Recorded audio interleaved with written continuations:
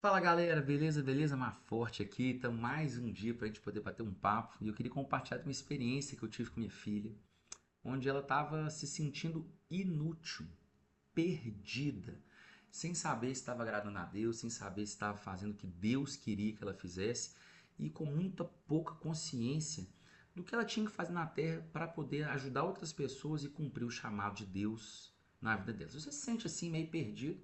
Eu quero te convidar a duas coisas: ficar até o final do vídeo e se inscrever no canal para que a gente possa mesmo compartilhar esse vídeo com mais pessoas. Esse é um assunto muito comum, por mais que ela que sofreu, ela que padeceu por um período com esse sentimento de inutilidade, está perdida, sem saber o que Deus quer. O que eu vejo é que muitas pessoas no piloto automático não percebem, não param nem para refletir se estão fazendo a vontade de Deus e fazem o que a igreja manda, o que o outro manda, ou o que acha que é certo, mas não tem a convicção do que de fato Deus quer para ela. E eu queria te convidar a compartilhar um texto bíblico que eu falei para minha filha, e a gente começou inclusive a fazer uma mentoria aqui dentro de casa mesmo, do método Planner, um método que faz a gente potencializar as nossas ações, direcionar e fazer com que a gente alinhe o que a gente faz com o que Deus quer que a gente faça. E tem um texto bíblico que eu sempre recito ele, que é que Jesus, pouco antes de subir aos céus, ele deixa esse recado aos discípulos: sejam bênção, falem de mim, preguem o evangelho, tanto em Jerusalém, na Samaria, na Judéia e até os confins da terra. E eu sempre ministro esse texto dizendo que a gente tem que primeiro ser bênção onde a gente convive. E depois que a gente benção onde a gente convive, a gente dá um passo um pouco mais para amplitude, para alcançar mais pessoas. E depois um passo ainda maior para depois ir para os confins da terra. O Senhor deixa muito claro que a gente tem que ir sendo bênção aonde a gente caminha, com as pessoas que estão perto, um pouco mais perto, um pouco mais perto, um pouco mais longe e assim por diante. Então, esse é um texto que eu sempre fiz comigo, sempre carrego comigo, ser bênção em Jerusalém, aonde eu estiver caminhando, ser bênção. E aí eu conversando com ela, me surpreendi ao ler o texto como um todo, e eu queria ler com vocês em Atos no capítulo 1, que fala sobre tempos.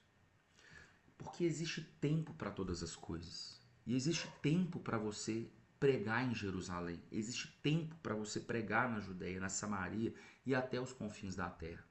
Existe tempo para essas coisas. E tem tempo para todas as coisas debaixo da terra. Salomão fala isso com muita propriedade em Eclesiastes. E ele fala isso, que tem tempo de abraçar, tem tempo de distância, tem tempo de chorar, tem tempo de rir, tem tempo de colher, tem tempo de plantar, enfim. Então a gente tem que reconsiderar os nossos tempos. Como que a gente está investindo nisso? Foi isso que eu disse para minha filha. E o que eu fui percebendo é que a gente fica muito angustiado sobre o tempo de a gente é muito estimulado a transbordar, muito estimulado a ajudar os outros, muito estimulado a fazer pelos outros, a poder ajudar as pessoas. De fato, isso é muito importante. Só que a Bíblia fala para a gente poder amar o próximo como a nós mesmos. Existe um tempo de nos amar, existe um tempo de nos conhecer, existe um tempo de nos tratar, existe um tempo de nós nos reconciliarmos conosco mesmo, com os traumas, com os bloqueios, com tudo aquilo que nos aprisiona e também nos reconciliarmos com Deus, estarmos fortalecidos, criarmos hábitos e rotinas de conexão com Deus.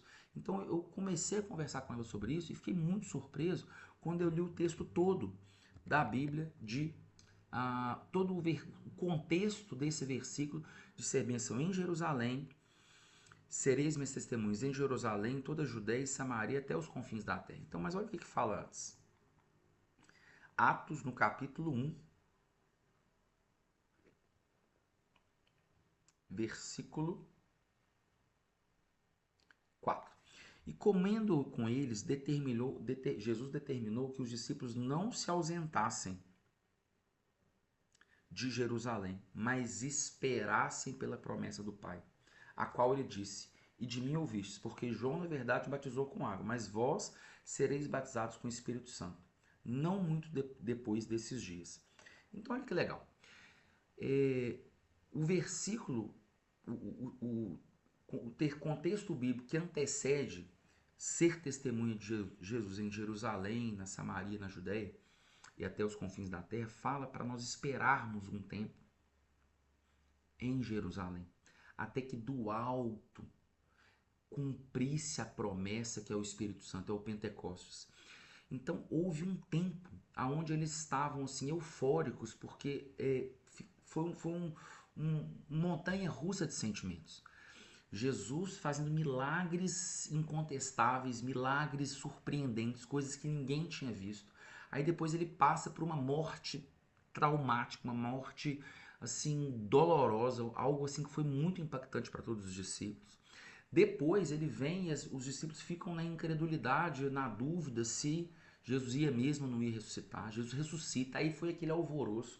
Aí já aparece para um, aparece para outro e vem Jesus ressurreto. Eles estão eufóricos e eu imagino que nessa euforia que eles estavam com Jesus que tinha acabado de ressuscitar, eles estavam desesperados, querendo já sair e falar: Jesus ressuscitou, ele não morreu, Jesus ressuscitou. Eu imagino que esse que era o ímpeto dele. Jesus disse assim: olha, agora é tempo de vocês ficarem em Jerusalém e aguardarem a promessa do Pai. Então o tempo era para que eles pudessem estar entre irmãos, em oração, alinhando, conversando sobre essas coisas, relembrando o que Jesus disse. Ah, é verdade, ele disse aquilo outro.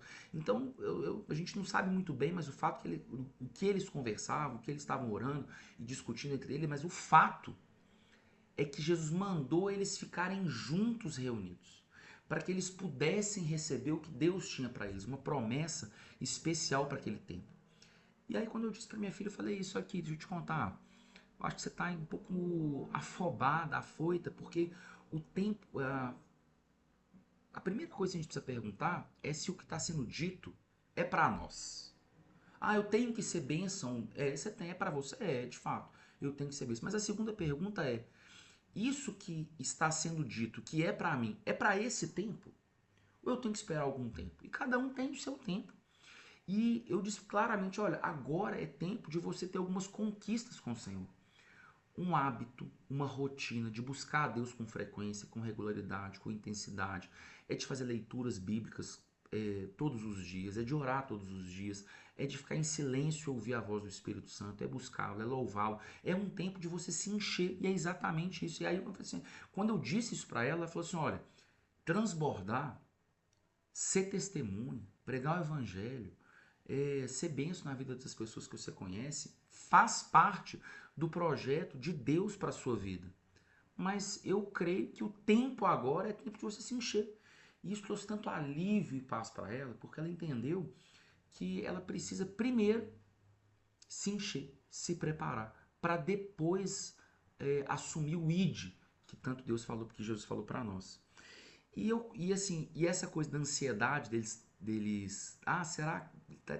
Eu estou muito ansioso de querer ir logo falar que Jesus está vivo, Jesus ressuscitou, tal, estou ansioso. Isso se manifesta na sequência dos versículos, no versículo 6, que fala assim: então, os que estavam reunidos ali perto perguntaram a Jesus: Senhor, este é o tempo que você vai restaurar Israel? E Jesus respondeu: não vos compete conhecer os tempos ou épocas que o Pai reservou pela exclusiva autoridade dele, mas receberei poder ao descer sobre vós o Espírito Santo, e sereis minhas testemunhas tanto em Jerusalém, como em toda a Judéia e Samaria, até os confins da terra.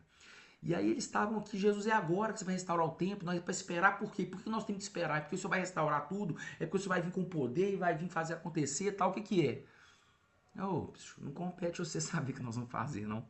Fica quieto aí, sossega e vem receber o Espírito Santo, que essa é a promessa. E vocês vão ser revestidos de poder e de autoridade, vindo sobre vocês o Espírito Santo. E aí, 40 dias depois de todo esse episódio, acontece Pentecostes, eles são cheios e tal. E aí começa então todo... Aí eles entendem que é tempo de sair de Jerusalém, ou seja, ser bênção em Jerusalém.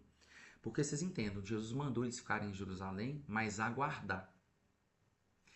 E só depois que a promessa foi cumprida, que mesmo em Jerusalém, que eles seriam testemunhas. Então eles de fato ficaram trancafiados todos juntos em comunhão, em oração, em louvor, em gratidão a Deus por tudo que tem acontecido, por eles terem vivido aquilo tudo e para depois então eles cumprirem o ID de Deus.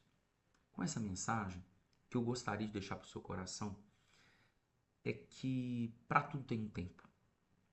E você precisa, primeira coisa, perguntar: isso que está sendo exigido de mim é para mim? De fato, eu sou chamado para isso? E a segunda coisa é tempo. É nesse tempo que esse chamado que está sendo pedido que eu faça, é nesse tempo que eu vou cumprir esse chamado? Essas perguntas são perguntas que a gente precisa se fazer para a gente não se sentir culpado, pressionado, perdido, mesmo culpado por não estar fazendo aquilo que de fato Deus mandou a gente fazer. Com essa reflexão que eu trouxe sobre ela, o que eu percebi nitidamente foi uma paz, uma tranquilidade que o Senhor não estava mostrando o que ela tem que fazer, o Senhor não estava revelando o que ela estava assim, dispondo a fazer. Sabe que estava pesado, a coisa não estava fluindo. E é porque o Senhor disse para ela que agora é tempo de conexão, de intimidade. E as coisas vão acontecer naturalmente, porque eu vou dizer uma coisa para vocês. O maior interessado com que a obra de Deus flua na sua vida é Ele mesmo. O Senhor é o maior interessado em patrocinar a sua obra. Se a coisa não está fluindo, é porque talvez o Senhor quer restaurar algumas coisas em você. Porque o ferido fere, o curado cura. O que busca a Deus multiplica pessoas que também buscam a Deus. As pessoas que são ativistas, querem fazer pelo fazer, crendo que é pelo fazer que eles vão ser reconhecidos, elas vão multiplicar esse mesmo tipo de discípulo. Então, muitas das vezes, o Senhor coloca freio em nós e a gente, sob a pressão ou da igreja, ou da nossa consciência, ou do que a gente acha que é para aquele momento, a gente atropela aquilo que Deus quer fazer conosco. Então eu queria deixar essa reflexão para diminuir a culpa do seu coração, mas é que se você está num tempo onde às vezes retroceder e dar um time na velocidade da obra do Senhor, a minha sugestão é que muitas vezes não tem como a gente parar, mas que você continue fazendo, mas em paralelo busque ao Senhor intensamente para que aconteça essa reconexão, porque eu creio que existem coisas que a gente precisa de um tempo com o Senhor em Jerusalém, para aguardar que a promessa se cumpra. Essa é a reflexão que eu queria deixar para você. Se você gostou, deixa um like para a gente, compartilha para quem faz sentido, conecta aí que já já tem mais vídeos, mais assuntos legais, conteúdos bacanas para a gente compartilhar. Tamo junto e bora prosperar!